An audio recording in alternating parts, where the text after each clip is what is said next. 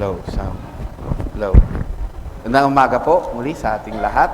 Tayo po'y dadako na ngayon sa pinakapuso ng ating gawain. At ito po ay yung pag-aaral natin sa salita ng Diyos. Tayo po muli ay tumayo bilang paggalang sa salita ng Diyos. Atin pong buksan ang ating mga Biblia sa Matthew 16, verses 13 to 16 po. Akin pong babasahin, sabay na lang po tayo.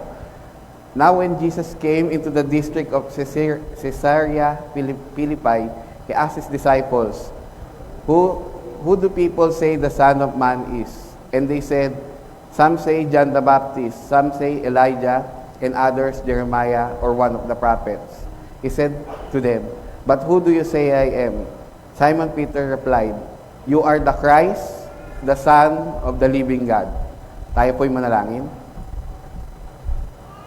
Panginoon, pinupuri ka namin, pinapasalamatan ka namin, Lord God, muli sa umagang ito. Panginoon, sa pagkakataon, Lord God, na binigay niyo sa amin, Lord, muli na makapagtipon, Panginoon. At sa umagang ito, Lord God, ay dalangin namin, Panginoon, na kayo ang siyang pumagit na, Panginoon, sa aming pag-aaral ng inyong salita, Lord God. Ilayin niyo ko, Lord, kami sa anuman, Lord God, na makakasagaba, Lord God, o makakahadlang, Lord, sa aming pakikinig sa umagang ito, Panginoon. At nawa, Lord God, na makuha lang namin, Panginoon, yung nais yung makuha, Panginoon, yung pinakabuod, Panginoon, ng pagpapala, Lord, ng iyong salita, Lord God. At nawa, Lord God, na magamit namin ito, Lord God, sa aming paglakad dito sa mundong ito, Panginoon. Salamat, Lord. Ang lahat ng kaluwalhatian at kapurihan ay sa inyong pangalan lamang. In Jesus' name we pray. Amen. Makapo na po. Medyo malakas yun. Ngayon po, sa ating bilang isang pag-review lang, sa ating natalakay na Apostles' Creed. Ngayong umaga po, patuloy po natin na papag-aralan yung patungkol sa Apostles' Creed. At matatandaan po natin, yung Apostles' Creed ay minsan na tinatawag na Apostolic Creed o simbolo ng mga apostoles, symbol of the apostles, o Christian Creed, o tinatawag din minsan na simbolo ng pananampalataya. Ang Apostles' Creed po ay isang buod ng kung ano ang tinuturo ng iglesia at ano ang pinaniniwalaan ng bawat Kristiyano. Ito ay isang detalyadong pangungusap ng isang individual patungkol sa kanyang personal na pananampalataya o pinaniniwalaan. At sinasabi din na yung credo o yung creed ay pinapagbuklod ang mga Kristiyano sama-sama bilang isang nananampalataya at naniniwalang komunidad sa kabila ng mga iba't ibang tradisyon at kaugalian. Ang pinaka luma o earliest na version ng Apostles' Creed ay tinatawag na Old Roman Creed. At ito ay ginagamit na nung 2nd century pa lang, yung ikalawang siglo. Ang pinakaluma naman na matatagpuan na written form ng credo o yung creed ay makikita sa isang liham ni Marcellus Mansira sa isang Gregong si Julius, isang obispo ng Roma, at ito ay nasa panahong AD 341. Ang Apostles' Creed ay kumakatawan sa lahat ng uncompromising o hindi nababaling paniniwala ng mga Kristiyano.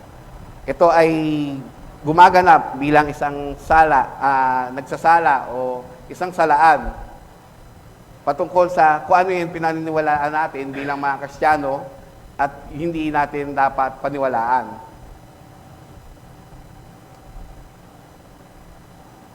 At tandaan po natin na hindi natin ibinibida o itiyataas ang Apostles' Creed dito, ang credo, kundi ang ating dapat na maitaas at dapat nating mabigyan ng kahalagaan ay yung si Kristo lamang. At kagaya ng sinabi ni Pastor Rolly nung isang beses na yung unang kanyang pagpe-preach patungkol sa Apostles' Creed, na yung Apostles' Creed ay hindi mismo yung mga apostol ang nagsulat, pero ang lahat ng nakasulat dito, ang nakapaloob dito, ay nakabase lahat sa Biblia. Kaya atin din po itong ina-adapt o atin din po itong ginagamit. At madami pong uri ng credo. Meron pong Nicene, meron Athanasian, merong Chalcedonian, merong Didache, Confessions of Faith, maging yung Augsburg Confession, Canons of Dort, at maging yung ating ina-adapt na confession, yung Westminster Confession 1689, ay isa ding masasabi din natin isang credo. At na-discuss na nga sa atin ni Pastor Rolly, na naibaba na sa atin ni Pastor Rolly yung unang linya ng Apostles' Creed na patungkol sa God the Father. At ngayon naman po ay dadako tayo sa pangalawang linya. At ito po ay sumisentro sa pangalawang persona ng Trinidad o ng Trinity, yung anak. Yung ang linyang, I believe in Jesus Christ, His only Son, our Lord. Napakaiksing pangungusap, ngunit kung ating po titingnan, ang bawat titulo dyan ni Kristo ay napakalawak po at napakalalim at kung ating pag-aaralan, talagang matagal po siya dahil bawat titulo pa lang dyan ay malawak na topic na. Pero balik po tayo sa konteksto ng verse. Ang konteksto po ng verse ay yung panahon na si Jesus ay kasama niya yung mga disipulo at sila ay tumawid sa dagat ng Galilee at sila ay pumunta 25 miles north ng Galilee papunta sa isang distrito na nangangalang Caesarea Philippi. Ito ay isang distrito na madaming hentil na nakatira. At malamang kaya nagpunta dito si Kristo ay para makapagpahinga naman o makapag-break siya sa kanyang ministry at makasama niya at makabanding niya yung kanyang mga disipulo. Ngayon, pinangunahan ni Jesus yung kanilang pag-uusap sa pamamagitan ng pagtatanong patungkol kung sino ba yung anak ng tao. Pansinin po natin dyan yung anak ng tao. Medyo segue lang po tayo dito, hindi siya kasama sa titulo na nakalagay doon sa Apostles' Creed. Pero yung anak ng tao ay gusto ko lang mabigyan ng linaw kasi pag sinabing anak ng tao, parang nagko-connotate to na yung anak ng tao ay si Kristo ay isang tao lamang. Ngunit hindi po yun yung nais na ma-highlight ni Kristo doon. Kundi yung paggamit niya ng anak ng tao ay paraan din para malaman ng mga tagasunod niya na siya ay talagang galing sa langit o pinadala ng Diyos mula sa langit. Dahil yung anak ng tao ay isang propesiya yan, isang verse sa Bible na nakalagay sa Daniel 7:14 to be specific, at nakalagay dyan na yung anak ng tao ay binigyan ng kapangyarihan, ng kaluwalhatian at kaharian upang ang lahat ng mga tao, nasyon at mga bansa ay paglingkuran siya.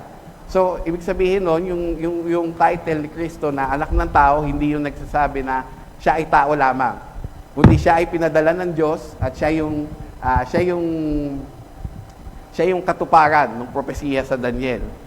At balik po tayo doon sa verse, nakalagay po doon yung sumagot si Pedro na mapusok, si Pedro na pabigla-bigla at pabugso-bugso at laging nakikipagsapalaran kapag kasama si Kristo o sabihin natin na bida-bida, ganon. Siya ay nag-confess, siya ay nagpahayag na si Kristo daw ay yung Messiah. At yun ay hindi lamang galing sa kanyang kalooban. Yun ay isang inspiradong confession. Isang inspiradong pagpapahayag at ito ay galing mismo sa Diyos. Kaya hanggang ngayon, ito ay naisulat sa Biblia at hanggang ngayon, ating po itong pinaniniwalaan. Itong simpleng mangingisda lamang na nung panahon na hinuli si Kristo upang ipako sa krus, ay itinatwa niya. Ngunit siya ay nabinigyan ng bagong pangalan at siya ay binigyan ng bagong tungkulin upang i-lead yung people ng ating Panginoon, ng ating Diyos. At ating nga pong bubulayin na ngayon yung tatlong titulo na makikita natin doon sa Apostles' Creed. At ang unang-unang doon na makikita natin, Jesus as the Christ of history. Si Jesus bilang ang Kristo. Next slide po. Yung unang pangungusap po, I believe in Jesus Christ. Itong pangalawang statement nga sa Apostles' Creed ay tayo ay naniniwala kay Kristo. At ang pananampalatayang Kristiyano ay sumisentro doon sa pananampalataya o sa paniniwala na si Jesus ay ang Kristo o ang Mesaya, at ito ay nagbibigay linaw sa kanyang katayuan bilang pinadala ng Ama na nasa langit bilang maging ating tagapagligtas at hari. At trivia lamang, ito yung pinaka-common na titulo na ginagamit kay Kristo. Ito yung laging nagagamit kay Kristo. At yung New Testament nga po, makikita natin doon, napakaraming sulat na nagsasabing si Jesus nga ang Kristo. Ang English term para sa Kristo, sa Christ, ay nangangahulugang anointed one. O kasi Greek word yung Kristo. At yung kasing kahulugan nito sa Hebrew term ay yung Messiah. O ibig sabihin nga nun po ay anointed one. Ang ideya na si Jesus ay ang Kristo, ang Messiah ay nakapaloob sa New Testament. Ngunit ito ay nabigyan lamang ng diin, nabigyan ng linaw ng si Kristo, si Jesus ay namatay sa krus, siya ay nabuhay at siya ay bumalik na sa langit. Bilang comparison, ang term na Kristo sa libro ng Mark ay nagamit lamang na 7 times. Ngunit sa liham ni Pablo sa Roma, ito ay nabanggit na 65 times. Ngayon, mas tinatawag na siyang Kristo nung panahon na siya ay namatay, siya ay nabuhay at bumalik na sa langit. At ito yung titulo na hindi masyadong ginagamit ni Kristo sa kanyang sarili, ni Jesus sa kanyang sarili. Ngunit sa kabila nito, kahit na minsan lang kakarampot lang yung term na Kristo nung panahong buhay pa si Jesus, makikita naman natin yan sa 4 na gospel ay pinapatunayan na si Kristo ay si Jesus ay ang Kristo. Nakalagay yun sa John 20:30-31. Sabi ni John, "Now Jesus did many other signs in the presence of the disciple, which are not written in this book. But these are written so that you may believe that Jesus is Christ, the Son of God, and that by believing you may have life in His name." Gustong bigyan diin ni John, gusto niyang himukin ang mga nagbabasa ng kanyang gospel na si Jesus ang talagang Kristo, ang talagang Messiah. At makikita natin to doon sa 3 gospel din. Sa Matthew, Mark, Luke, and John, hina-highlight yung deklarasyon, yung sinabi ni Simon Peter, yung ating binasa kanina, na si Jesus ang Kristo. At maging sa unahan ng Matthew at Mark, makikita din natin doon na ini-introduce na si Jesus ang Kristo. Nakalagay po yun sa Matthew 1:1 at sa Mark 1:1. At sa Gospel naman ni John, kahit hindi niya nabanggit doon yung confession ni Pedro, ay makikita din naman natin doon yung panahon na si Lazarus ay namatay at siya ay pinuntahan ni Jesus. Nakalagay doon, ni-record ni John doon ang usapan ni Martha at ni Jesus. At sinabi ni Martha doon, "Yes, Lord, I believe that you are the Christ." Pinapahayag niya din na si Jesus ang Kristo, the Son of God who is coming into the world. Nakalagay po yan sa John 11:27. Ngayon po, tandaan natin na kapag sinabi na may kaugnayan po yung pagiging Kristo, lalo na sa Jewish tradition, yung pagiging Kristo, ang pagiging Messiah ay may kaugnayan yan sa pagiging hari. At yun sa Old Testament nga po, makikita po natin doon, di ba? Yung panahon na si Saul at si David ay pinili bilang mamuno sa bayan ng Israel. Sila ay inanoint ng oil. Sila ay binuhusan ng oil ni Samuel sa ulo upang isimbolize yun na sila ay galing o pinili ng Diyos upang maghari. At yun din po, kasi nung Old Testament, meron na pong expectation o meron na pong pag-asa na nagsasabi na may papadalang hari upang i-lead yung nation ng Israel para sa redemption o sa kaligtasan. At yung idea nga ng pagiging hari, kahit na sabi natin na si Jesus ay Kristo, ay Messiah, ay malayong-malayo ito sa kanyang naging buhay. nung siya ay nabubuhay pa dito sa mundo. Malayo do sa pagpapalaki ng maharlika. Siya ay namuhay bilang isang karpintero sa hindi kilalang lugar.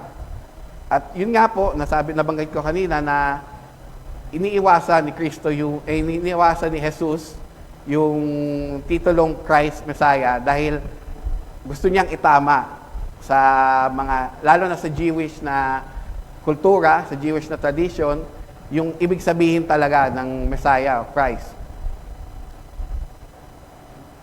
Dahil yun nga, nauugnay ito sa pagiging yung darating na hari kasi, ang iniisip nila ay isang haring ililid sila sa pamamagitan ng kapangyarihang militar, isang political na hari na ililid sila na makawala sa Roman oppression.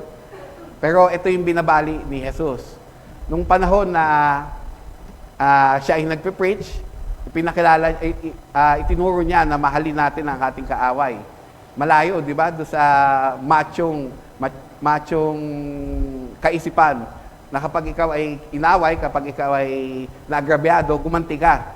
At ganyan din, yung pumasok si Jesus sa Jerusalem, siya ay sumakay nakasakay sa isang asno, imbes na sa isang magarang kabayo.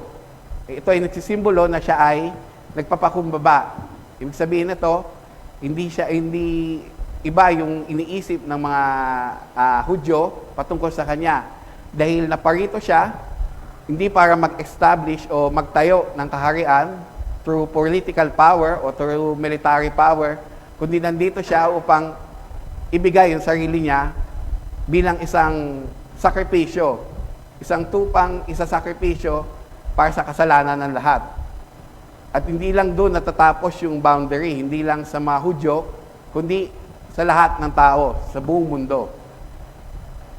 Sa pangalawang titulo po na makikita natin dyan, ay yung titulong Begotten Son o His Son. Ngayon po, dito sa titulong ito, madaming kontrobersya ang pumapaikot dito sa titulong to. Kasi pag sinabing son o begotten, parang ibig sabihin nito ay ipinanganak o may simula. Lalong-lalo na doon nakalagay na sa Colossians 1:15, ang nakalagay doon, begotten and firstborn of all creation, panganay ng lahat ng nilikha. Yan ang pinangahawakan na verse ng mga Jehovah's Witness, ng mga Mormons, Iglesia ni Cristo, at lahat sila ay tinatanggi ang pagka-Diyos ni Cristo. Ngunit sa Nicene Creed, dito kasi sa ating Apostles' Creed, hindi masyadong malinaw yung terminong His Son. Pero dito sa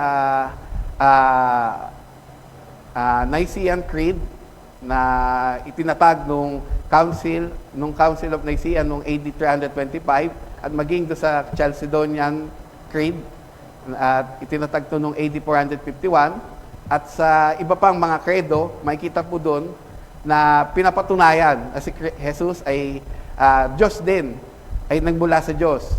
At nakalagay po dyan sa screen, babasahin mo natin, we believe in one Lord, Jesus Christ, the Son of God, only begotten of the Father, God of God, light of light, true God of true God, begotten, not made, of one substance with the Father, through whom all things were made. Pansinin po natin dyan, di ba? Begotten, not made, and one substance with the Father. So, sabihin natin na ang mga credo ay hindi naman talaga yung huling may sabi o yung may final authority patungkol sa ating pananampalataya. Ngunit lahat ito ay suportado ng verse sa Bible. At makikita po natin yan sa suporta sa credong yan ay yung sa verse sa John 1, 1-3. At nakalagay po dyan, in the beginning was the Word, and the Word was with God, and the Word was God. He was in the beginning with God. All things were made through Him. Without Him was not anything made that was made. Malinaw po, no? In the beginning, andun na agad yung Word o yung Logos. Yung Logos ay si Jesus. And the Word was God.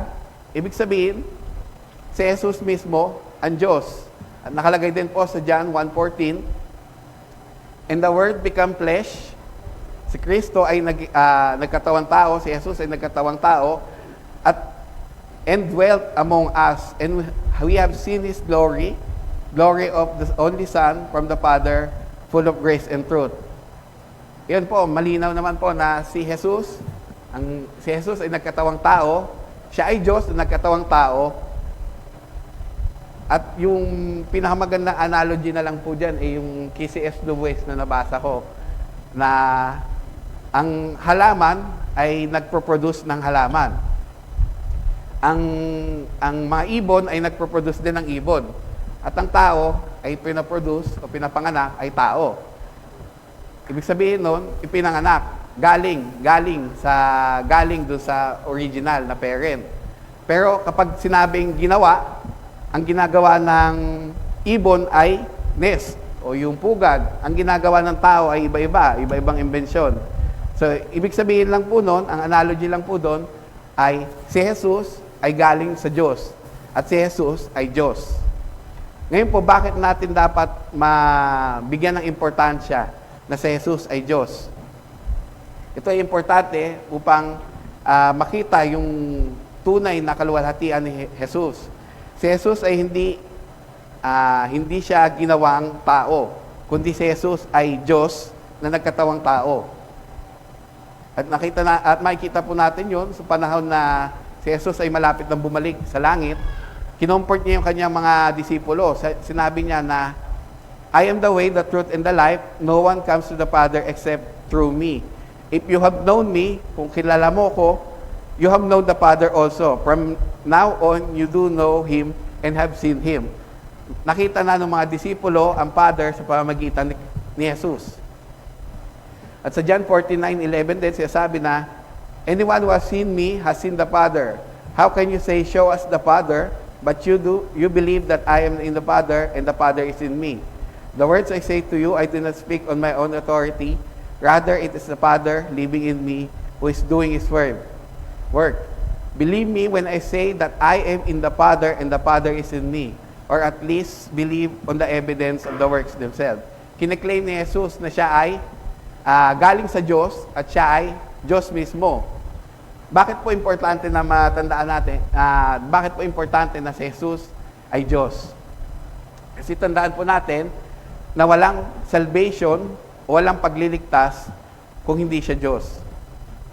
Alam ito ni Apostol Pablo nung kanyang sinulat, yung Colossians 1:19-20. At nakalagay po dito, "In Him, the fullness of God was pleased to dwell, and through Him to reconcile to Himself all things, whether on earth or in heaven, making peace by the blood of His cross." Nakalagay po yan sa Colossians 1:19-20. Pansinin po natin dyan yung fullness of God. Ito'y magkaakibat po, yung fullness of God at yung pagliligtas sa pamamagitan ng kanyang dugo. Dahil kung hindi siya talaga Diyos, hindi ito matutupad. Wala itong katuparan. At nakalagay po sa Hebrews 1:3, nakalagay po na, "He is the radiance of the glory of God, the exact imprint of His nature. And He upholds the universe by the word of His power. After making purification for sins, He sat down at the right hand of the Majesty on high." Very exact imprint of His nature. Ibig sabihin, kiniklaim talaga ni Pablo na si Jesus ay Diyos. Yun po ang importansya ng paniniwala na si Jesus ay Diyos dahil yung salvation natin ay nakasalalay dito. Hindi natin makakamit yung salvation kung hindi Diyos si Kristo. Dahil hindi ito kakayanin ng tao lamang. Ang Diyos mismo ang bumaba ng katawang tao upang isakripisyo ang kanyang sarili para sa kaligtasan natin. At hindi na po natin medyo i-discuss yung pagiging bigate ni Kristo kasi sa kasunod na linya ng credo, ito ay madidiscuss din. At yung pangatlong punto po dyan, ang pangatlong titulo na nakalagay po dyan, yung titulong Our Lord. At trivia po ulit, yung Our Lord ay, ito po yung pangalawang yung titulo ni Jesus na pinaka ginagamit, o pinakasikat, yung titulong Lord. At makikita po natin sa New Testament, tatlong paraan po ginagamit yung titulong Lord. Ang unang paggamit nito ay yung paggamit ng Lord bilang simbolo ng respeto.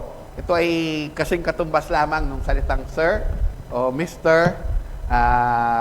O kaya sa salitang kolokyal, boss, parang ganun lang. Parang ginagamit lamang para sa paggalang. Ang pangalawang paggamit po ng salitang Lord ay bilang Master. Ito ay ginamit ni Nicodemus nung panahon na nakausap niya si Kristo. Tinatawag niyang Master si Jesus. O sa Jewish term, ito ay katumbas nito ay Rabbi. Yung Master, yung salitang Master. At sa John 20:16, si Mary nung panahon na nakita niya na nabuhay na muli si Kristo, nasabi niya na Rabboni o Master din. Master yung tawag niya kay Jesus. At gayon din, si Pedro, ang tawag niya kay Jesus ay Rabbi o Master. Pero yung pangatlong titulo, yun po ang dapat na titulong ginagamit natin upang ma-highlight yung titulong ito para kay Kristo, kay Jesus. Ito yung titulo bilang sovereign o maharlika o yung pinakamakapangyarihan, yung pinakadakila. O yung sovereign kasi yung katumbas ng hari o king. Yung pinakamataas, kataas-taasan. Ito ay may imperial na usage o ginagamit lamang sa hari. Noong unang siglo, ang mga Roman emperors ay hinihingi yung katapatan ng kanilang mga nasasakupan sa pamamagitan ng pagko-confess o pagpapahayag ng katagang Caesar is Lord. At madaming Kristiyano nung panahon na yon, nung unang siglo, ay namartir. Dahil hindi nila ginanap yung pagsasabi na Caesar is Lord. Kundi yung ginagawa nila ay yung sinasabi nila ay yung Jesus is Lord. Dahil sa simpleng pagsunod lang to kay Kristo, kay Jesus, dahil ayaw nila baliin yung ikalawang commandment ni God. At yun yung huwag kang sasamba, huwag kang magkakaroon ng ibang Diyos maliban sa akin.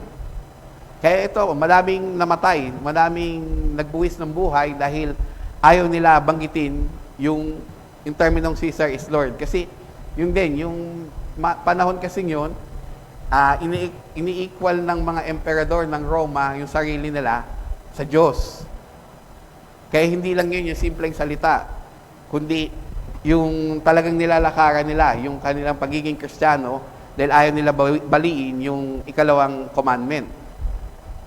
At para tawagin na si Jesus ay Kristo, ito ay mapusok, ito ay sukdulan. Dahil sa Romanong pananaw, yun nga, dahil si Caesar lang ang Panginoon. At gayon din naman sa Jewish na standpoint, sa pananaw naman ng mga Hudyo, ito ay mapusok din o sukdulan kasi yung titulong Lord ay ginagamit lamang sa ating Diyos. Ngunit itong titulong tong Lord ay iginawad naman ng God the Father kay Jesus. At ito ay nakalagay sa Philippians 2:9.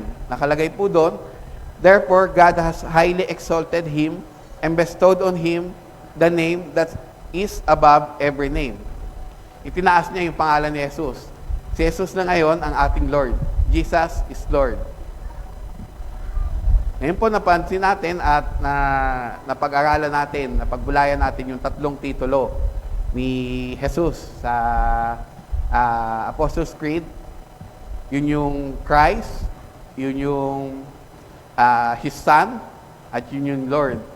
At mapapansin po natin, at naniniwala po tayo na si Jesus, ang Kristo, na magsasalba sa atin o isi-save tayo mula sa kabayaran ng kasalanan at siyang magbibigay sa atin ng buhay na walang hanggan at makakasama siya sa heaven.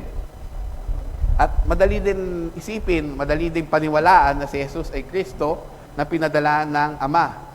At naniniwala tayo na siya ay parte ng Trinidad at maging siya ay Diyos dahil walang kaligtasan kung hindi siya Diyos.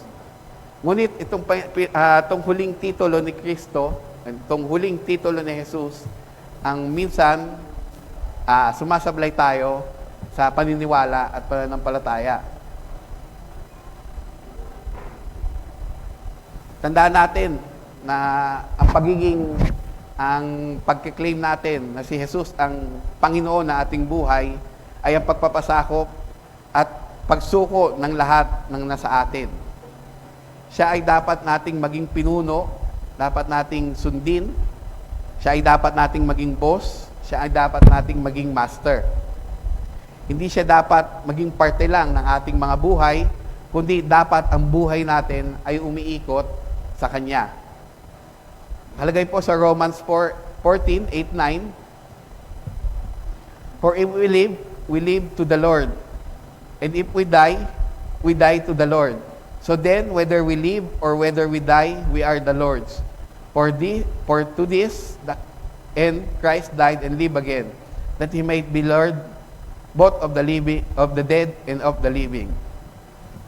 Tandaan po natin na tayong mga Kristiyano ay dapat mamuhay bawat sandali ng ating buhay na may tapat na pagpapasakop sa Lordship o sa pagkapanginoon ni Jesus. Natatandaan ko lang po na nung sa aking devotion, isang kwento po patungkol sa ikwento ni Pastor John MacArthur. Ngayon, si Pastor John ay naka-encounter ng isang babae. Ngayon, itong babae ay prostitute. Ngayon, nagpahayag yung babae na gusto niyang makilala si Jesus bilang Kristo, bilang tagapagligtas sa kanyang buhay. Dahil alam niyang makasalanan siya. Ngayon, nung panahon na pinahayag o ikwento na ni Pastor John MacArthur yung pagiging Kristo o pagiging Savior ni Jesus, umagri naman yung babae. Pero sa katapusan, nung panahon na sinabi ni Pastor John na dapat isuko mo lahat sa Diyos, yung lahat ng magpapaalala sa iyo, yung dati mong buhay, naalala nung babae na mayroon siyang maliit na notebook, yung contact numbers ng mga nakasama niya, yung mga patron niya. Ngayon, nung panahon na yun, hindi sinuko ng babae yung kanyang libro ng contact. Imbis na magpasakop siya doon sa nais ng Panginoon, hindi niya ginawa. Hindi niya ginawang Panginoon si Jesus sa kanyang buhay. At ito ay maalala din natin doon sa kwento sa Biblia patungkol sa rich young ruler o yung mayamang binata. Ngayon yung mayamang binata, mayabang pa siyang lumapit kay Kristo eh. Sabi niya, Panginoon, ano ang dapat, yung tawag niya, di ba, Panginoon, ano ba dapat kong gawin para magkaroon ng buhay na walang hanggan? Ngayon, sabi ni Kristo, na yung commandments. Ngayon, sabi naman nung lalaki, yung rich young ruler, mayabang pa siya kay Kristo, mayabang pa siya yung pagsagot niya kay Jesus. Sabi niya, naganap ko na yan. Lahat yan, naganap ko na. Ano pa yung dapat kong gawin? Ang sinabi naman ni Kristo ay, isuko mo lahat, ibenta mo ang lahat, at sundan mo ko. Ang ginawa nung rich young ruler ay nalungkot siyang umalis at hindi niya sinundan si Jesus. Hindi naging Panginoon si Jesus ng kanyang buhay. Pansinin po natin sa 1 John 5:21, nabanggit ni John doon yung sa verse na yon, little children, keep yourselves from idol. Ngayon sa 1 John, o maging sa mga sulat ni Juan, hindi natin makikita doon yung sulat niya na laban sa mga idols. Hindi siya sumulat doon laban sa mga Diyos-Diyosan, lalo na yung sa mga gawa ng kamay, yung mga rebulto, hindi siya sumulat doon. Pero ano ba ibig sabihin ni John dito? Ang ibig sabihin niya lang doon ay makikita natin sa 1 John 2:15-16, do not love the world or the things in the world. If anyone loves the world, the love of the Father is not in him. For all that is in the world, the desires of the flesh, the desires of the eyes, the pride of life, is not from the Father, but is from the world. Yun, minahal nung babae yung desires ng kanyang flesh. Hindi niya sinundan ang Panginoon. Minahal ng rich young ruler ang kanyang kayamanan, yung kanyang pride of life, at hindi niya sinunod ang Panginoon. Tandaan po natin na ang Diyos-Diyosan, ang idol, ay matter of the heart. Ito ay kaakibat ng ating pride, kaakibat ng ating pagkamakasarili, kaakibat ng ating pagkaganid. Ang lahat ng bagay na inaasahan natin o kinukuha natin yung satisfaction o yung blessing o yung health, guidance, imbes na tayo ay manangis sa buhay sa Diyos, yun ay isang idolo. Yun ay isang Diyos-Diyosan sa iyong puso. Hindi lamang ito yung mga Diyos-Diyosan ng rebulto, hindi ito yung mga Diyos-Diyosan na ginagawa ng kamay ng tao, kundi anuman ang sumasakop sa iyong puso at inuuna mo, imbes na unahin mo ang Diyos, ito ay yung Diyos-Diyosan o ito yung nagiging Panginoon ng buhay mo. Ito man ay yung kasikatan o yung pera o yung kapangyarihan o maging ating mga pamilya o ating trabaho o ating mga hobbies o anuman ang nakakasakop ng mostly sa iyong puso, yun ang Panginoon ng buhay mo.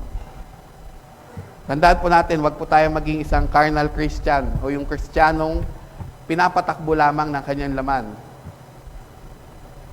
At tandaan din po natin, isipin po natin na naniniwala tayo na si Jesus ay ililigtas tayo sa ating mga pagkaasala, ngunit hindi ka naman sumusunod sa Kanya o hindi mo naman pinapasakop yung buhay mo, may iligtas kaya niya? Tandaan natin na ang perpektong pagsunod ay hindi natin magagawa dito sa buhay natin. Pero kung ang buhay natin ay hindi nagpapakita ng pagsunod o pagpapasakop sa pagkapanginoon ni Kristo, masasabi po ba natin talaga na tayo ay ligtas? At bilang challenge po sa umagang to, let us confess our trust in Christ alone as our Savior sent by the Father and submit to Him as our Lord. Look for concrete ways we can obey Him today in our family life or at our workplace. Ating ipahayag na si Kristo ay ang ating tagapagligtas na pinadala ng Ama at tayo ay magpasakop sa Kanya bilang Panginoon.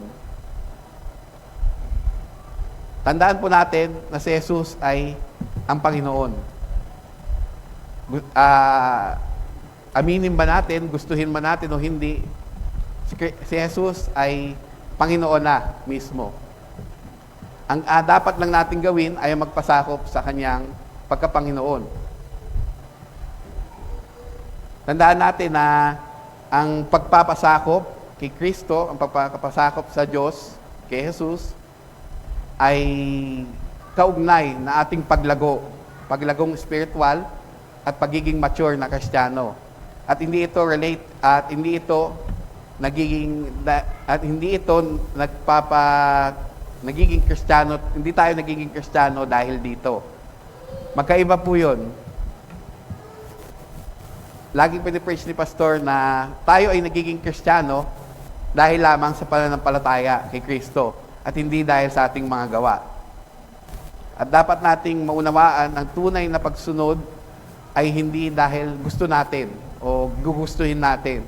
Ang tunay na pagsunod ay yung pagpapasakop din sa banal na Espiritu. Dahil hindi natin ito magagawa sa ating sarili, kundi sa pamamagitan lamang nagpapasakop sa banal na Espiritu. At itong nangyayari, pag tayo ay nagpapasakop sa banal na Espiritu, tayo ay nakapagpapasakop na din sa ating Panginoon. Hindi naman nangangahulugan na tayo ay iiwan natin yung ating trabaho, iiwan natin yung ating pamilya, at ipapasakop natin yung ating buong buhay. Pero ito ay pwedeng mangyari na kapag nilid ka sa ministry ni God. Pero yung mga araw-araw lang na desisyon na ating buhay, kagaya ng pagiging mabuti o mabait sa mga taong hindi tayo gusto, maging yung pagiging tapat natin sa pakikipag-usap sa iba, pagiging tapat natin sa ating trabaho o sa anuman ang ating pinagkakitaan, o yung pagbibigay ng panahon at oras sa pananalangin at pag-aaral sa salita ng Diyos, at maging yung pag-undergo o sa ilalim sa discipleship. Yan yung mga paraan na masasabi natin ng pagpapasakop natin kay Kristo. Tandaan natin din na kapag tayo ay mga panahon na tayo ay nag-fail o hindi nakasunod kay Kristo, mayroong provision lagi ang Diyos sa atin. Nakalagay sa 1 John 1:9 na kung tayo ay i-confess natin ang ating mga kasalanan, tapat at totoo ang Panginoon upang tayo ay patawarin sa ating mga pagkakasala. Kaya atin pong bulayin sa umagang ito.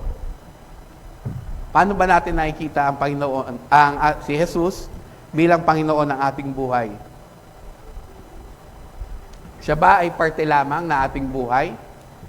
Siya ba ay tuwing linggo lang natin nagiging Panginoon? O araw-araw natin siya, araw-araw tayo nagpapasakop sa Kanya sa ating paglakad sa mundo? Nakaka-bless po yung preaching ni Pastor Jim ng isang linggo. Makikita mo talaga yung pagkamangha niya kung sino si Kristo. Makikita mo na kilala niya si Jesus bilang Kanyang Panginoon. At napaka-graphic, di ba? Napaka-detalyado nung Kanyang sinasabi nung preaching niya. At katandaan din po natin na si Jesus ay minsan lamang bumaba bilang isang maamong tupa.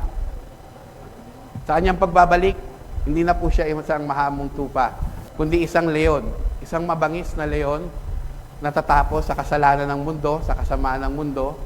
Matatakot nga sa Kanya yung mga tao, yung mga nasyon, yung mga presidente, yung mga hari, matatakot sa Kanya. Nakalagay sa Revelation yan. Magtatago sila sa bundok at sasabihin nila sa bundok, takpan mo kami para hindi lang makita si Kristo. Darating si Kristo ng ganon. Yun yung dapat ma-picture natin kung ano ang pagiging Panginoon ni Jesus. Siya dapat yung manguna sa ating buhay. Siya yung makapangyarihan, siya yung sukdulan.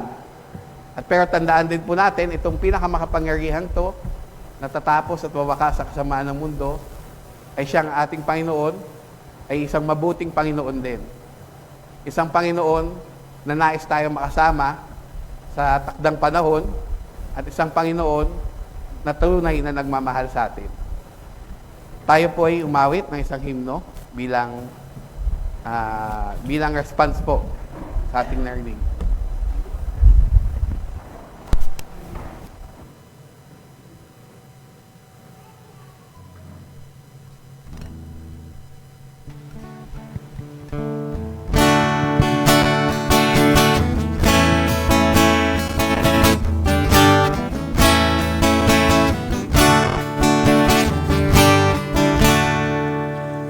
Christ alone, our hope is found.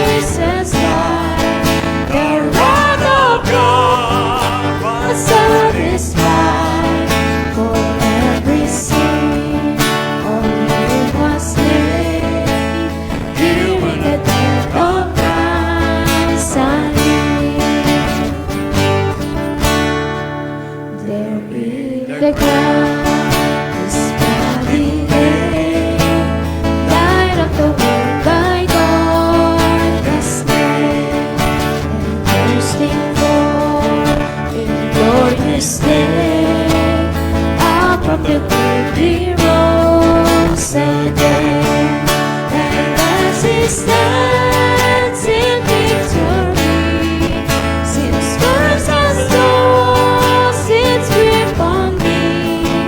For God and peace, and He is mine, bought with the precious blood of Christ. No guilt in life, no hope in death. This is the power of Christ in me. From life's first cry to final breath, Jesus completes my destiny. No power of hell, no scheme of man can ever cut me from His hand. Till He returns or calls me home, here in the power of Christ I stand. No power of hell, no scheme of man can ever pluck me from His hand. Till He returns or calls me home, here in the power of Christ I stand. Here in the power of Christ I stand. Here in the power of Christ I stand.